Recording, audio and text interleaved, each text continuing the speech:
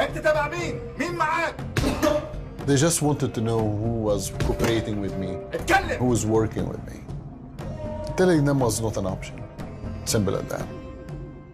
I prefer to die. Majid Shafee grew up in a prominent Muslim family in Egypt. But even at a young age, he struggled with Islamic beliefs and practices.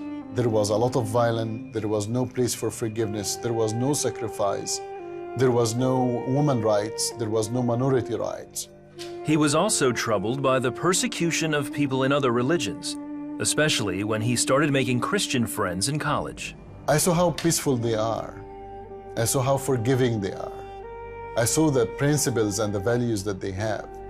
So I didn't understand why you want to persecute people that they are that peaceful. And I needed to know what truth that these Christians have that I was not even allowed to hear. To get answers, Majid went to his Christian friend Tamer, who in turn gave him a Bible. And the more that I read, the more that I saw this amazing Lord that came on earth to die for us, for our pain and sins and disease. And I saw all of his sacrifice, all his love. That's when I came to the conclusion, that's when I came to the revelation that that's the God that we should worship. That's the God that I want to follow. Majid committed his life to Jesus Christ. This feeling of freedom, this feeling of liberation, there is nothing like when you know that you are a child of God and you are not a slave. Shortly after, Majid and Tamer formed an underground organization. They used caves to hide their church services and other activities.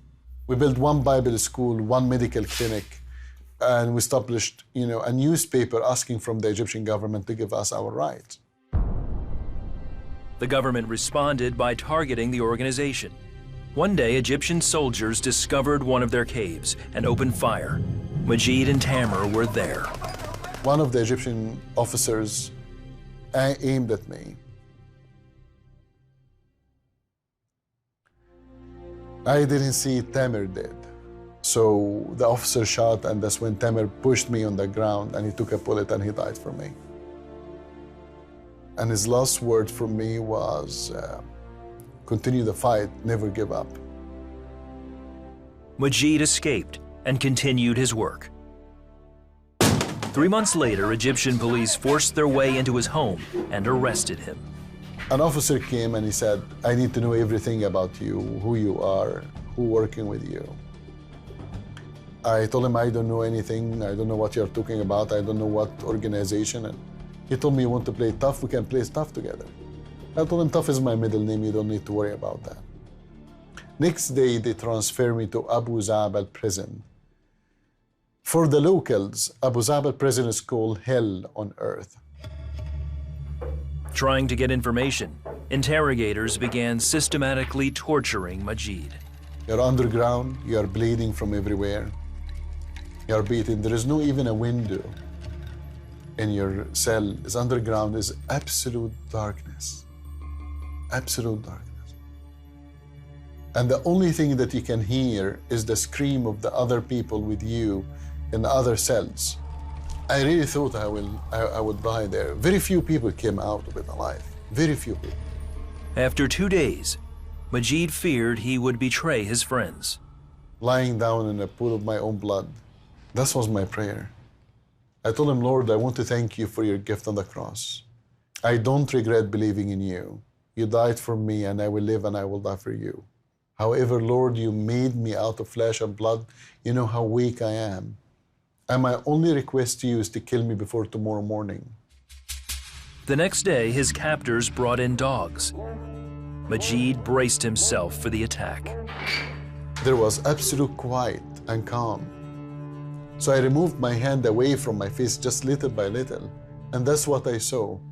By God, all 3 dogs sitting around me, none of them moved one single step. The another 3 dogs came, sit in the same position, was one little different. The middle one took a step forward and he licked my face.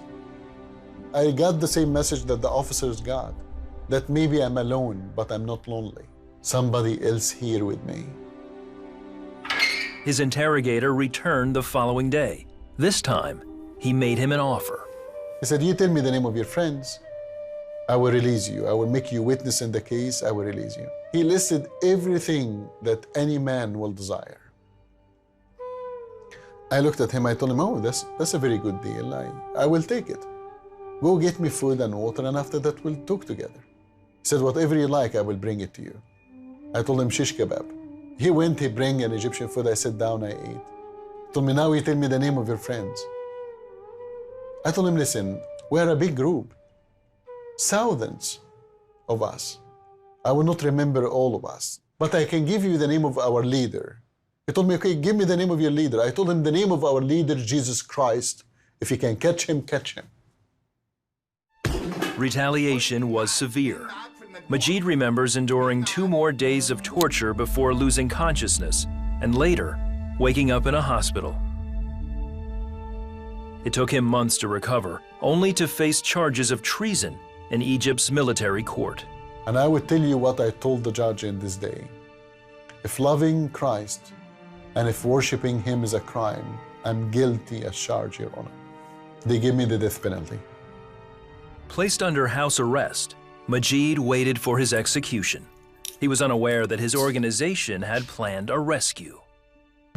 They came with arms. They was able to attack the Egyptian soldiers. They just grabbed me. And that's when we put everything in the car, crossed to Alexandria. During this time, the Egyptian police put my pictures in every newspaper, in every magazine, every TV shows. That's when my friends told me, you have to leave the country. You cannot stay any longer. To avoid capture, he made his way east to the port city of Taba. There, he took a jet ski and navigated his way past border patrol boats to make it safely to Israel. And I surrendered to the Israeli police. And through Amnesty International and United Nations, I was accepted as a landed political refugee. Eventually, Majid made his way to Canada, where today he leads One Free World International, a human rights organization committed to helping persecuted people worldwide. He's my Lord and my Savior, my best friend. And he walks with me wherever I go. He just walks with me. Once you know that you found him, there is nothing else matter after that. Nothing else.